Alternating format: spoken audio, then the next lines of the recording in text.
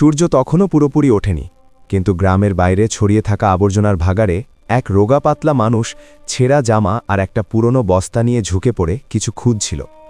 নাম ছিল সলিম, যাকে গ্রামের মানুষ নিক্কম্মা বা অপদার্থ বলে ডাকত। বাচ্চারা হাসত আর বলতো, দেখ দেখ, কাবাডিওয়ালা এসছে। সে কিছু বলতো না, শুধু চুপচাপ সেখান থেকে চলে যেত। ঘরে না ছিল উনুন, না ছিল কথা বলার মতো কেউ। স্ত্রী অনেক বছর আগে বাচ্চাদের নিয়ে বাপের বাড়ি চলে গিয়েছিল। তারপর থেকে সেই ঝুপড়িতে সে একদম একা থাকত। সেদিনও সলিম আবর্জনার স্তূপে একটি নতুন কোণা বেছে নিল। লাঠি দিয়ে মাটি ওল্টাতে ওল্টাতে হঠাৎ তার নজরে এক অদ্ভুত জিনিস পড়ল। একটা বস্তা, একেবারে পরিষ্কার, প্রায় নতুনের মতো। না ছিল কাদা, না ছিল কোনো দাগ। উপরে মোটা দড়ির গিঁট শক্ত করে বাঁধা ছিল। কে ফেলল এটা? সে বিড়বিড় করল। কিন্তু যখন সে ওটা টানার চেষ্টা করল, বস্তার ওজনটা অদ্ভুত ঠেকল, যেন ভেতরে কঠিন কিছু আছে। সে ভাবল হয়তো ভেতরে জামাকাপড় থাকবে। চারদিকে নজর বুলিয়ে সে নিশ্চিত হল যে কেউ দেখছে কিনা। তারপর বস্তাটিকে ধীরে ধীরে কিনারায় সরিয়ে নিল, যেখানে ধোঁয়ার কুয়াশা তাকে লুকিয়ে রাখতে পারে। সে দড়ি খুলল। বস্তাটি খুলতেই তার দম আটকে গেল। ভেতরে প্লাস্টিকে মোড়ানো বন্ডিল ছিল। সে কাঁপা কাঁপা হাতে একটি খুলল। 500 টাকার নতুন নতুন নোটের বান্ডিল দেখে তার চোখ ধাঁধিয়ে গেল। সে হাঁটুর ওপর বসে পড়ল, হাত দিয়ে নোটগুলো ছুঁয়ে দেখল। এটা কি সত্যি? সে নিজেকে নিজে প্রশ্ন করল। তার হাত কাঁপতে লাগল। সে চারদিকে তাকালো, কোথাও কেউ দেখে ফেলছে না তো? কিছু মুহূর্ত পর সে গভীর শ্বাস নিল এবং সিদ্ধান্ত নিয়ে ফেলল। বস্তাটি আবার বাঁধল, পিঠে তুলে নিল আর ঝুপড়ির দিকে হাঁটা দিল। রাস্তায় প্রতিটি আওয়াজই তার কাছে সন্দেহের মতো মনে হচ্ছিল। কুকুরের ডাক, কারোর কথা বলা। ঘরে পৌঁছনো মাত্রই সে ঝুপড়ির দরজা ভেতর থেকে বন্ধ করে দিল। বস্তাটি কোনায় রেখে চাটাই দিয়ে ঢেকে দিল। সলিমের বুক এমনভাবে ধরফর করছিল যেন বুক থেকে বেরিয়ে বাইরে চলে আসবে। বারবার সে ঝুপড়ির দরজা দিয়ে উঁকি দিচ্ছিল, কোথাও কেউ পিছু পিছু আসেনি তো? যখন তার বিশ্বাস হলো যে আশেপাশে কেউ নেই, তখন সে ধীরে ধীরে বস্তার কাছে বসল। হাত কাঁপছিল, কিন্তু সাহস সঞ্চয় করে দড়ি খুলল। বস্তাটি খোলা মাত্রই ভেতনের চমক তার চোখ ধাঁধিয়ে গেল। নোটের বান্ডেলগুলো একটা থেকে আরেকটা বেশি টাটকা আর নতুন। সলিম একটি বান্ডেল বের করল এবং গুনতে শুরু করল। গুনতে গুনতে তার ঠোঁট শুকিয়ে গেল। মাত্র একটি বান্ডেলে 1 লক্ষ টাকা। সে আন্দাজ করল কম করে হলেও 30-40 কোটি টাকা তো হবেই। এটা ভাবতেই তার মাথা ঝিমঝিম করতে লাগল। এত টাকা কোনো সাধারণ মানুষ ফেলে যেতে পারে না, সে বিড়বিড় করল। তার ভেতরে এক ভয়ের ঢেউ খেলে গেল। কোথাও এটা কোনো বড়লোক, কোনো নেতা বা গুন্ডার নয় তো? যদি তারা খুঁজতে শুরু করে তবে কি হবে? এই ভাবনায় তার শরীর ঘাম দিয়ে ভিজে গেল। সলিম বান্ডিলগুলো আবার রেখে দিল, বস্তা বেঁধে মাটির ওপর বসে পড়ল। মাথা ধরে ভাবতে লাগল। মনের একপাশে আনন্দ ছিল যে বছরের পর বছরের দারিদ্র্য এবার শেষ হয়ে যাবে। চিকিৎসা করাতে পারবে, নতুন ঘর বানাতে পারবে, সম্মানের জীবন বাঁচতে পারবে। কিন্তু অন্যদিকে ভয় তাকে ভেতর থেকে কুড়ে কুড়ে খাচ্ছিল। যদি কেউ জেনে যায় তবে লোকে তাকে চোর বলবে, পুলিশ ধরে নিয়ে যাবে, অথবা আসল মালিক চলে আসবে। সারা রাত সে জেগে রইল। সে নিজেকে সান্ত্বনা দিল, যদি কাল শুধু একটা বান্ডিল বের করে চিকিৎসা করিয়ে নি, তবে কার কি বা জানা যাবে। ডাক্তার প্রথমবার তাকে সম্মানের সাথে বসালেন, ওষুধ দিলেন আর বললেন চিকিৎসা সম্ভব। বছরের পর বছর সলিমের মুখে এক সত্যিকারের হাসি ফুটে উঠল। সে বুঝতে পারল এই সম্পদ তার পরীক্ষা, নতুবা আশীর্বাদ নয়।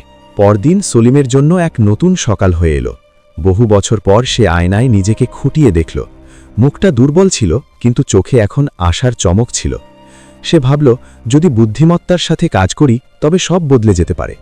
সবার আগে সে নিজের ঝুপড়ি মেরামত করালো। বস্তা থেকে কিছু টাকা বের করল, শ্রমিকদের ডাকল আর ছাদ বদলে দিল। কিছুদিনের মধ্যেই ঘরের দুর্গন্ধ আর স্যাঁতস্যাঁতে ভাব কমে গেল। মহল্লার মানুষ অবাক ছিল, আরে এই আবর্জনা কোড়ানো লোকটা হঠাৎ কিভাবে বদলে গেল? কয়েক সপ্তাহ পর সে পরবর্তী পদক্ষেপ নিল। গ্রামের প্রধান রাস্তায় একটি ছোট মুদির দোকান খুলল। প্রথম দিন শুধু ডাল, চাল আর লবণ রাখল। নিজে দোকানে বসল, যারা আসত তাদের হেসে সালাম জানালো। শুরুতে মানুষ ইতস্তত করলেও ধীরে ধীরে আসতে লাগল। দোকান চলতে শুরু করল। আটার বস্তা, তেলের ডিব্বা, মশলা, সাবান সবকিছু বিক্রি হতে লাগল। সলিম সেই পুরো সময়টাতে অনেক সতর্কতা অবলম্বন করেছিল। তার কাছে হঠাৎ আসা সম্পদ কোনো রহস্যের চেয়ে কম ছিল না, কিন্তু সে কখনো তার লোক দেখানো প্রদর্শন করেনি। সে জানত যদি সামান্যতম চাকচিক্য দেখা যায় তবে লোকে প্রশ্নের বন্যা বইয়ে দেবে। তাই বাইরে থেকে সে এখনও সেই সহজ সরল দোকানদারই ছিল, যে প্রতিটি খদ্দেরকে হেসে বলতো, কি চাই ভাইয়া? কিন্তু ভেতরে ভেতরে সে জানত যে তার পুরনো বস্তায় এত পুঁজি লুকিয়ে আছে যা শুধু তার নয় বরং অনেকের জীবনের মোড় ঘুরিয়ে দিতে পারে। মাঝে মাঝে মহল্লার বয়স্ক মহিলারা তাকে বলতো, সলিম ভাই, তুমি তো অনেক বদলে গেছ। সে শুধু হাসত, কিন্তু ভেতরে এক মিষ্টি গর্ব জেগে উঠত। আসলে কার খারাপ লাগে যখন পৃথিবী আপনার পরিবর্তনকে দেখে? ধীরে ধীরে সে ব্যবসা বাড়ালো। কয়েক মাস পর সেই বস্তা থেকে আরও কিছু টাকা বের করল এবং একটি ছোট গুদাম শুরু করল। মাল বহনের জন্য পুরনো ট্রাক কিনল এবং এখন শুধু বিক্রেতা নয়, সরবরাহকারীও হয়ে উঠল। গ্রামে মানুষ এখন তাকে সলিম লাল বলে ডাকতে লাগল, যেন সে কোনো বড় ব্যবসায়ী। কিন্তু উন্নতির এই সফরের মাঝে এক ভয় সবসময় তার ভেতরে বেঁচেছিল। রাতে যখন সে সেই বস্তার কাছে বসত, তখন ভাবত, যদি কোনোদিন এই রহস্য ফাঁস হয়ে যায়, তবে আসল মালিক সামনে চলে আসে। আর পরের মুহূর্তেই সে নিজেকে সান্ত্বনা দিত, না, এটা আমার ভাগ্যের পুরস্কার। আমি বছরের পর বছর অসহায়ত্ব সহ্য করেছি। এটা আমার পরিশ্রমের ফল, কারও অধিকার কেড়ে নিইনি। সময়ের সাথে সলিমও নিজে বদলে গিয়েছিল। যে মানুষটা একসময় ভিড়ের মধ্যে মাথা নিচু করে হাঁটত, এখন সোজা হয়ে হাঁটত, আত্মবিশ্বাসে ভরপুর। তার গলায় এখন আর জড়তা নেই, স্থিরতা ছিল। দিনে সে দোকান সামলাত, সন্ধে গুদাম দেখত, আর রাতে বস্তার কাছে বসে পরের দিনের পরিকল্পনা করত। সে এখন তার পুরনো সলিম থেকে অনেক দূর এগিয়ে গিয়েছিল।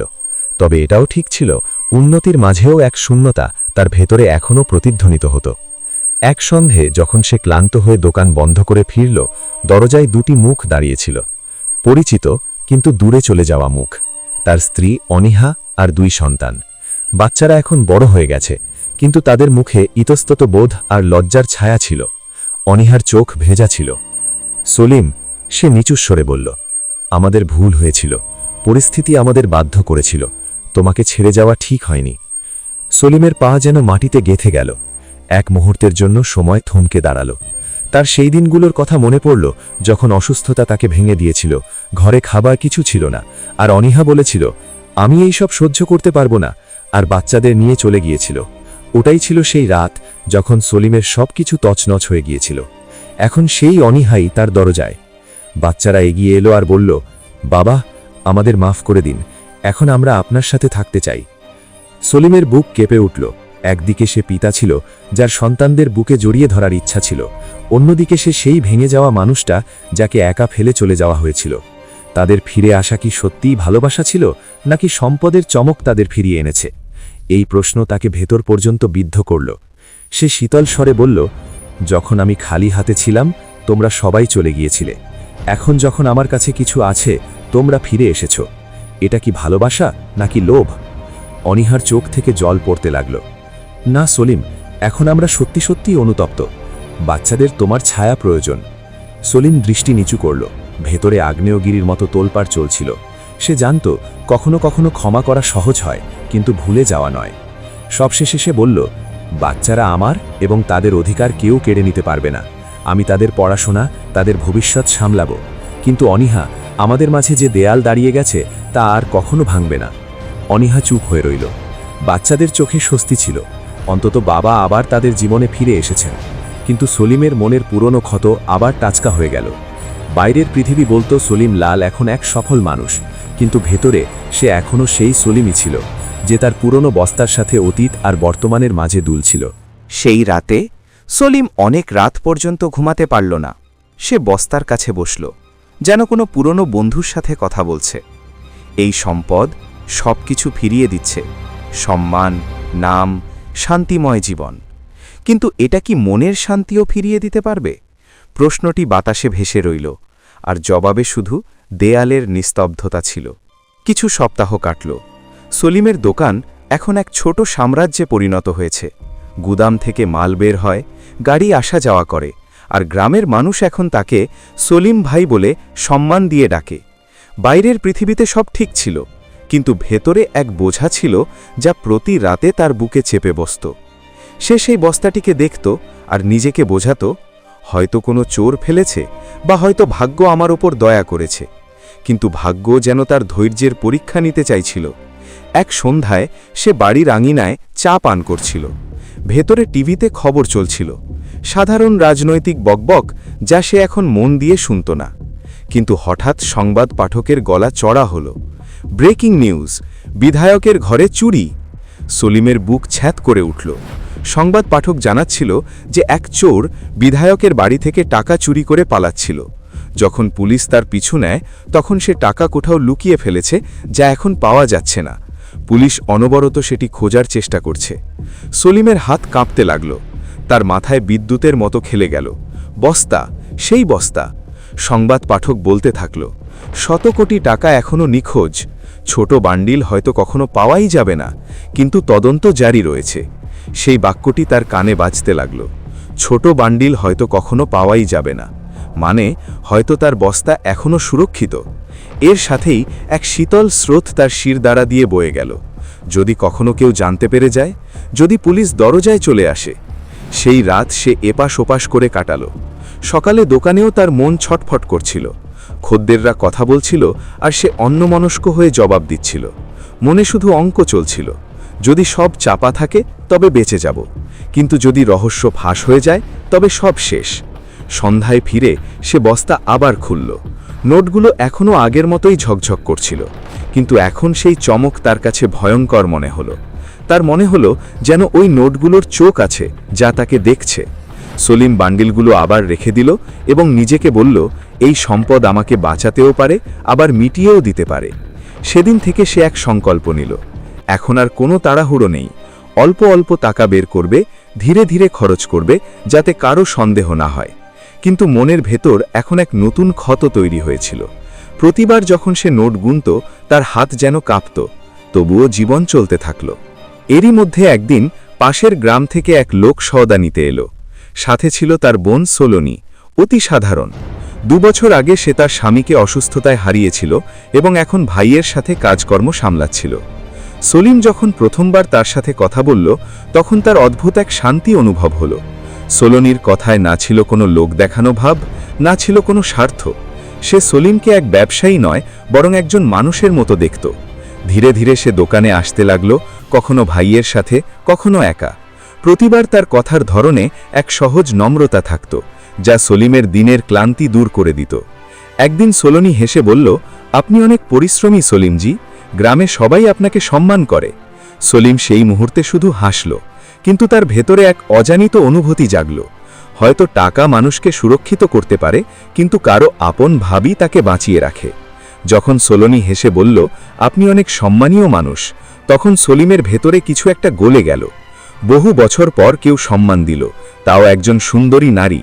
তার বুকে যেন শীতলতা নেমে এলো। ধীরে ধীরে দুজনের মধ্যে এক নরম সম্পর্ক গড়ে উঠল। সোলনি শুধু শুনত না, সে বুঝত। যখন সে সলিমের অতীতের কথা জানতে পারল, তখন সে আক্ষেপ প্রকাশ করল না, বরং তার চোখের দিকে তাকিয়ে বলল, যা কেটে গেছে তা সময়ের পরীক্ষা ছিল। এখন জরুরি হলো তুমি সামনে এগিয়ে যাও। এই কথাগুলো সলিমের ভেতরে যেন এক নতুন প্রদীপ জ্বালিয়ে দিল। কয়েক মাস পর সে এক সিদ্ধান্ত নিল, সে সোলনিকে বিয়ে করবে।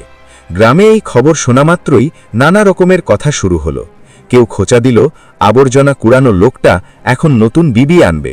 তো কেউ হেসে বলল, চলো এখন এই বেচারার জীবনে অন্তত আলো তো এলো। সলিম কোনো কথার জবাব দিল না। সে জানত এই বিয়ে শুধু সাথী পাওয়ার জন্য নয়, বরং নিজেকে নতুন জীবন দেওয়ার জন্য। বিয়ে খুব সাদামাটাভাবে হলো।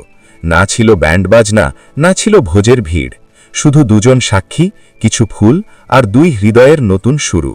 সোলনি আসার পর সলিমের ঘর যেন নিঃশ্বাস নিতে শুরু করল। যখন সলিম দোকান থেকে ক্লান্ত হয়ে ফিরত, তখন সোলনি হেসে দরজা খুলত। সেই হাসি না ছিল দামি, না ছিল মেকে। এই ছোট ছোট কথাগুলো সলিমকে সেই শান্তি দিল যা কোনো সম্পদ দিয়ে কেনা যায় না। তা সত্ত্বেও যখন রাত গভীর হতো আর সোলনি ঘুমিয়ে পড়ত, সলিমের মন আবার সেই বস্তার কাছে গিয়ে বসত। সেই বস্তা তাকে শান্তিতে থাকতে দিত না। প্রতিবার নোটের চমক তাকে মনে করিয়ে দিত এই সম্পদ পবিত্র নয়। সে ভাবত, যদি এই টাকা কোনো অপরাধের সাথে যুক্ত থাকে, তবে এতে আমি শান্তি পাব কি করে? এই চিন্তাগুলোই ধীরে ধীরে তাকে এক বড় সিদ্ধান্তের দিকে নিয়ে গেল। সলিম ঠিক করল, এখন এই টাকা শুধু তার থাকবে না, এটি অন্যদের কাজে লাগবে। তার ভালোভাবেই মনে ছিল যে দারিদ্র্য কিভাবে মানুষের সম্মান পর্যন্ত কেড়ে নেয়। সেই খোঁচা দেওয়া কথা, সেই অবজ্ঞা, সেই দিনগুলো যখন ক্লিনিকের কর্মচারী তাকে ঘৃণা ভরে দেখত, সেসব তার স্মৃতিতে এখনও জীবন্ত ছিল। আর তারপর এক সকালে সে প্রথম পদক্ষেপ নিল। গ্রামের পুরনো মসজিদ থেকে বৃষ্টির জল পড়ত। নামাজিদের প্রায়ই ছাতা নিয়ে ভেতরে যেতে হতো। সলিম চুপচাপ চাঁদা দেওয়া শুরু করল। যখন অঙ্কটা বেশ বড় হয়ে গেল তখন সে নিজের নাম সামনে আনল। গ্রামে শোরগোল পড়ে গেল। সেই সলিম যে নোংরা কুড়াতো, এত টাকা কোথা থেকে এলো? কেউ খোঁচা দিল, কেউ সন্দেহ করল, হয়তো জুয়ায় জিতেছে।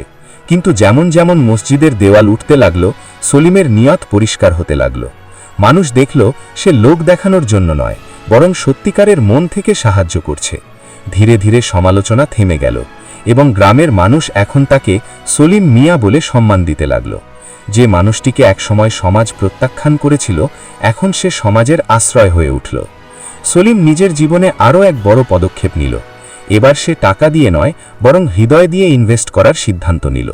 সে ঘোষণা করল, আমি গ্রামে একটি স্কুল খুলব যেখানে প্রতিটি গরিব বাচ্চা বিনা বেতনে পড়তে পারবে। মানুষ প্রথমে ভেবেছিল এটা কেবল একটা আবেগী কথা, কিন্তু যখন ভিতের প্রথম ইট রাখা হলো তখন সবাই বুঝতে পারল সলিম এখন আর শুধু ব্যবসায়ী নয়, সে গ্রামের পথপ্রদর্শক হয়ে উঠেছে। সোলনিও তার সাথে হাত মেলালো, কাঁধে কাঁধ মিলিয়ে। কিছু তরুণ শিক্ষক সামান্য বেতনে পড়াতে রাজি হয়ে গেল। কেউ বলতো এটা অলৌকিক ঘটনা, কেউ দোয়া দিত, খোদা যেন এমন মানুষকে শান্তিতে রাখেন। সলিম বাকি বেঁচে থাকা টাকা আরও ব্যবসায় লাগালো এবং এভাবে করতে করতে সে এখন সত্যিই এক খুব ধনী মানুষ হয়ে গেল। এখন তার সেই বস্তার আর কোনো প্রয়োজন ছিল না। এখন তার আয় এত বেশি ছিল যে সে এখন শত কোটির ব্যবসা করত, কিন্তু তবুও সে আল্লাহর শুকরিয়া আদায় করত আর গরিবদের সাহায্য করত। সে তার প্রথম স্ত্রী আর বাচ্চাদের লন্ডনে এক বড় বাংলো আর একটি হোটেল বানিয়ে দিল। তার প্রথম স্ত্রীও এখন বাচ্চাদের নিয়ে সুখে থাকতে লাগল। যদি আপনাকেও সলিমের এই কাহিনী ভাবতে বাধ্য করে যে সত্য, অনুশোচনা আর মঙ্গলের মাঝে মানুষের আসল সংগ্রাম কি হয়, তাহলে একটি লাইক অবশ্যই দেবেন। কমেন্টে জানান, যদি আপনি সলিমের জায়গায় হতেন তাহলে কি করতেন? কি ভুল পথে আসা টাকা দিয়ে করা মঙ্গল কাজ কি সঠিক বলে গণ্য করা যায়? আপনার মতামত আমাদের জন্য মূল্যবান। আর হ্যাঁ, এমন সব হৃদয় ছোঁয়া কাহিনী দেখার জন্য চ্যানেলটি সাবস্ক্রাইব করুন এবং নোটিফিকেশন অন করে নিন, যাতে পরবর্তী গল্প সরাসরি আপনার মোবাইল স্ক্রিনে পৌঁছে যায়। সমাপ্ত।